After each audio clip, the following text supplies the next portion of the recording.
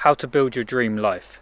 So I've spoke about diet and exercise and building a healthy body in previous videos, and that is a huge part of life, being healthy. But I think there's 4 aspects to a good life. I've mentioned them before, but I thought now would be a good time to talk about my mental model for a good life. So at the beginning of last year, I designed for myself a model of how to achieve a good life and how to build your dream life, essentially, because we're here for a short time, 100 years, maybe slightly longer if technology gets better. We want to make the most of it and enjoy it and have a good life. We don't want to just go through the motions, or at least I don't. So I really thought about this, and you have to answer one question. So I speak about health and sort of physical, tangible things because that's important to me, but I'm more of a philosopher. I've got comments where I've made like mistakes about misquoting things, and I didn't actually realise ascorbic acid is vitamin C. I didn't realise that. It was just the first thing that came to the top of my mind in a previous video. But I do a lot of research and I read a lot of books whenever I'm interested in something and I'm trying to research something. But the actual facts, that's not what I'm interested in. I'm more of a philosopher. I think deeply and consider things. So I'm not trying to give you scientific information. I'm just trying to make you think, and maybe you think about something that you wouldn't have thought of otherwise. So for me, I realised you need to answer one question, and Alan Watts, an old English philosopher, said this. You need to answer the question, what do I desire? If you can't answer that, then there's no point really moving forward with anything. What do I desire? What do I want to get out of life? And we tend to just go with what society prescribes to us. And I realised I would have conversations with my dad and my friends where I was always like pushing against what society prescribed for me, and I thought I was a bit odd. But now in reality, I'm realising most people don't want what society prescribes for them. So for me, it's only very recently that I've been able to answer that question. I'm 27, and it's only now, last year, helped me do that. But really think, what do I desire? What do I want out of life? And that's quite a confusing question, because you've got what society prescribes for most people. Then you've got what media presents as desirable. So these are normally very material things. Then obviously you've got spiritual things. Some people become monks and that's what they desire out of life. And I was always somewhere in between. I didn't want to fully be a monk and live the monastic life in a monastery. But at the same time, the material stuff like nice cars, a big house and going on holiday twice a year, but working a job to pay for that, didn't resonate either. So and the idea of a marriage, like, is marriage just an idea that's been handed down and everybody does it blindly, or is there value to it? So these are all questions I've had to consider. And sort of last year, I think I'd been simmering on a lot of ideas for many years, and last year I got the answers to all of my questions, really. Not like in an epiphany, but just because I've been thinking about it for so long. So what do you desire? What do you want out of life? You can't achieve anything unless you actually know what you're going for. So they say, like, a ship that leaves the harbour without a set destination is never going to make it there. Like, it's just going to blindly go out of the harbour. That, I've ruined that, whatever that quote was, but you get the idea. If you have a map and the ship leaves with a set destination, it will probably get there. It might get blown off course by the wind, but it knows where it's going and it's going to get there. So you need to know what you desire, and that is a deep question. That's not just like, oh yeah, I want a Lamborghini and to go to Ibiza. This is, and also sometimes you'll think you want something. So take, I don't want to be too controversial, but sometimes you think you want something and then you don't actually. So take a Lamborghini, for example. Okay, cool, I want a Lamborghini. But you've got to insure that car. Just insurance on a Lamborghini is a lot of money. So really what you want is a car that's affordable to insure. So that Lamborghini would become a liability if you can't afford to insure it. And also there's certain places you can't drive a Lamborghini, especially on the island where I live. You would be restricted. So what I want is a car that looks nice, that can get me wherever I want to go. And a Lamborghini isn't that. But on the surface it's, oh yeah, why wouldn't I just go for a Lamborghini? So you've got to think deeply. So you've got to really think through what you think you want, and you might not actually want it. So one example in terms of health for me was I wanted between 10 and 12% body fat, and I wanted to be shredded and have abs. And the closer I got down to that, I was like, I don't actually want that. There's downsides to being that lean. I'd rather be 15% body fat, and that's the minimum effective dose for that area. Same with money. You might think you want a really big house that's got loads of overheads and is very expensive, when in reality you want a smaller house that's cheaper, more affordable. I haven't really done that point justice, but think through, there's always problems. Oh, this was in the book, The Subtle Art of Not Giving a Fuck. He would say, the author said, whenever you get something, there's always problems that go with it. So take like a rich person with multiple cars. Okay, you got multiple cars and that's nice and you can afford them, but now you've got to look after those cars. Do you know what I mean? Or if you've got a big house, you've got to heat the house and maintain it. So you've got to be sure that what you think you want is what you actually want. And you might end up, you know, the grass is greener on the other side. You might get to that place and go, oh, actually this isn't really what I want. But you can think that through. So yeah, so the number one question you need to answer is, what do I desire? Now, at the beginning of last year, I created a mental model for myself. I called it the good life model. It's how to create a good life. And I decided that it would take 4 years in every area. So I sat down, I meditated, I deep journaled on what is a good life, what do I desire, and how do you achieve it? And are most people walking down the path that gets them this desired outcome? And I would say most people that follow society aren't living a good life as prescribed by themselves, like that they've decided on. They're living the life you're meant to, the norm sort of thing. So I created the good life model. I actually just went on my computer to like bring it back up and share it, and I got this bad habit of I don't hold on to things. So if something's not serving me, I'll delete it, bin it, sell it, get rid of it, right? So I deleted it, but I will rewrite the good life model, and I'll crack out the pen and paper and see if it's any value to you guys. So this is my model for choosing what is a good life for you and creating it in your life, and that is going to be the 4 aspects: belief, health, wealth, and relationships. So, and you might think, oh, what's belief, mental health, or religion got to do with, I come to this channel just to get abs, or just to lose fat and build muscle, or just to solve my binge eating problem? And I guess Tony Robbins would call it your why. Your belief is the lens through which you see the world. If you're depressed, you know the phrase rose-tinted glasses.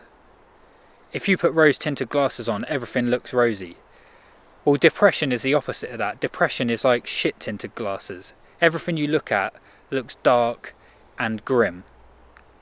Now, the world hasn't changed. Your circumstance hasn't changed, but your perception of it has. So I would argue that belief is the top of the list, the top priority when it comes to making any change in your life. If you've got positive belief and a growth mindset, you're more likely, you're going to go to the gym, and you've got your why. Why are you going to the gym? Why do you want a Lamborghini? And that's the driving force. So without that, do you believe in God? Do you believe in a higher power? Now, people that do, I believe, have an extra source of energy to proceed from. So I might alienate everybody that's just started subscribing to this channel, because this is a bit different and it's not just practical, but there are practical steps to this. But let me know in the comments, do you consider this worthwhile, or you just want how to get into ketosis, how to intermittent fast? So I'm still in the discovery phase, figuring out what people are interested in. So I'm going to head back home and crack out the pen and paper, and we'll go through the Good Life model. So I'll just mention as well, so my plan was, this was the format I took. At the beginning of the year, I thought, right, you're not living your dream life. You see other people that are living a life that you would be very happy with. If they can get it, you can get it. If other humans have done something you're interested in, then it's obviously achievable. What is the difference between me and them, right? So I thought I'll create a model of reality and like a step-by-step guide on how to get all the things that are important to me: belief, health, wealth, relationships. So once I'd made that, I thought, right, there's gaps in my knowledge, things that I don't know that that person does know. So that's just a case of learning. What's the easiest way of learning? By books. So in each category, I made a list of books: 25 for belief, 25 for health, 25 for wealth, 25 for relationships. I heard if you read 3 books in any given subject, you will be more knowledgeable than most people that you will bump into in the street on that subject. So say knitting, for example. You buy 3 books, 3 of the best books on knitting. You could be sat in the sauna, you could be stood in a line in the shop to wait to pay for your stuff. You're going to know, anyone you bump into, you're going to know more about knitting than that person. So I thought, right, you could do that about every subject. So I chose my 25 books. So at the beginning of the year, I started reading all the books, and I would make notes, because I realised most books just have 1 or 2 valuable points. The rest is kind of filler. They're just padding out their idea. They got one main point, and they tell you analogies and stories to make the point.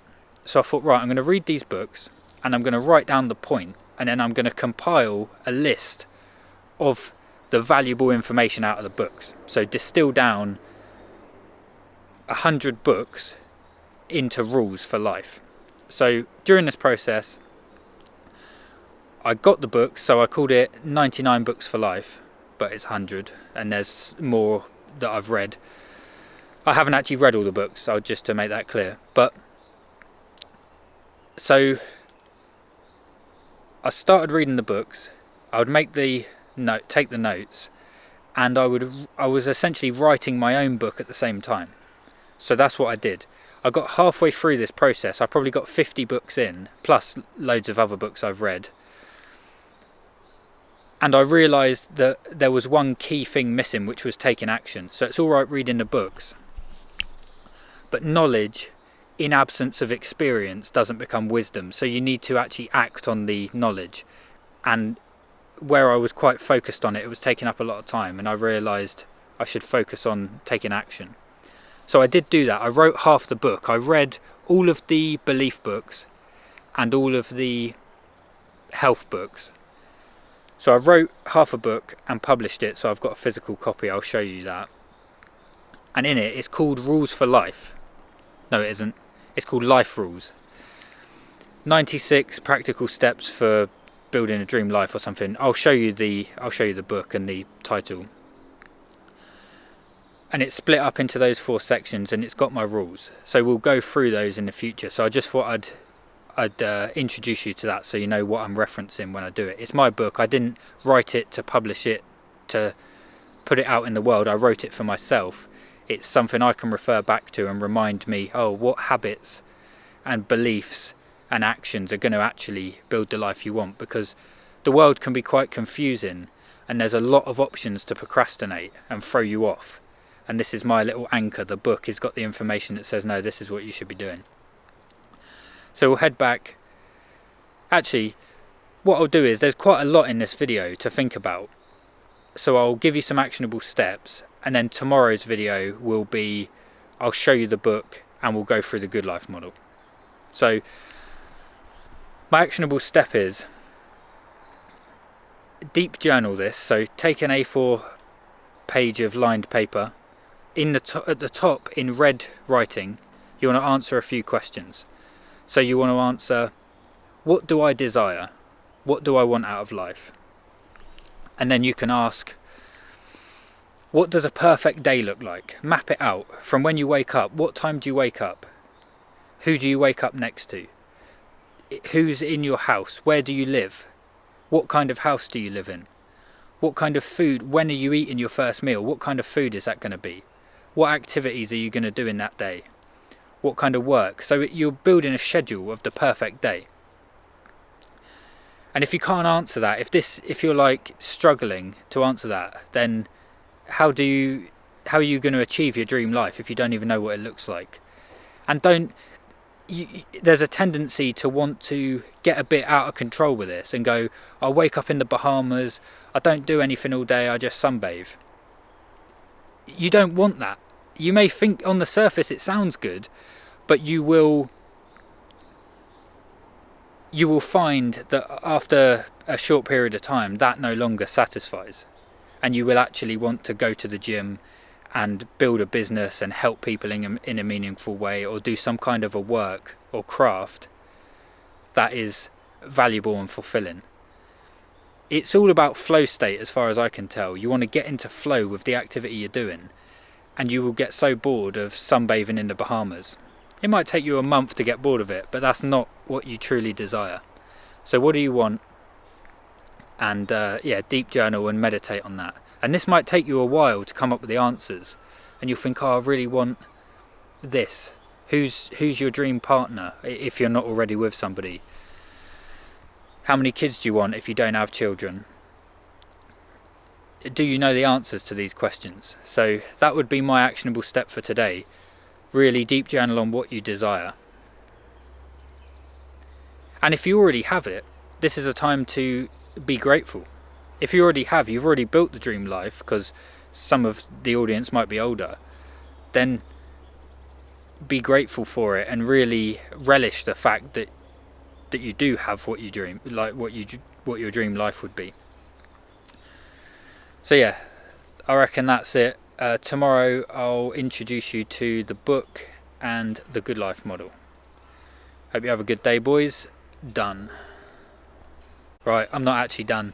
My mate Shane mentioned in the sauna earlier, he said he watched one of my videos, and he said it was funny, you ended the clip, you said done, and then you come back on with something else. So I just thought I'd do that again. But this is like the vlog bit of the video for anybody that's interested. Today I'm recording this on Friday, but I'll probably post it the day after. So today we did the early morning sea swim. So, and the sunrise was beautiful actually. So we did sea swim, sauna afterwards, and then we drove over to Quor Abbey, which is a monastery close to where I live. Bought some beeswax candles.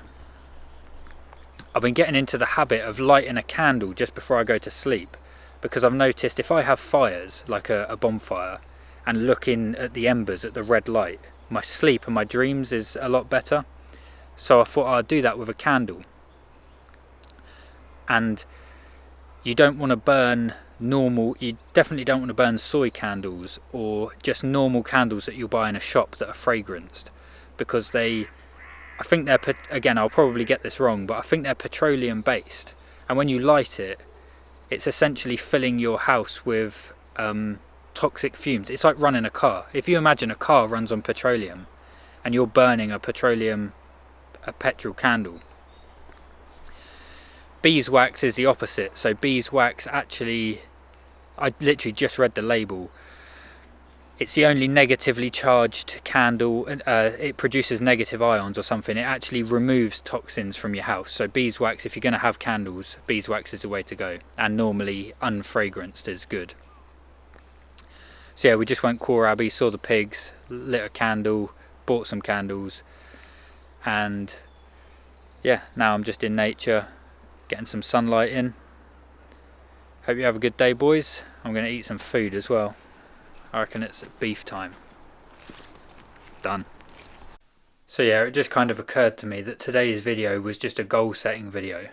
that you want to have goals, but you want to be very specific and be able to visualize the goal. So for many years I just had the goal of lose weight.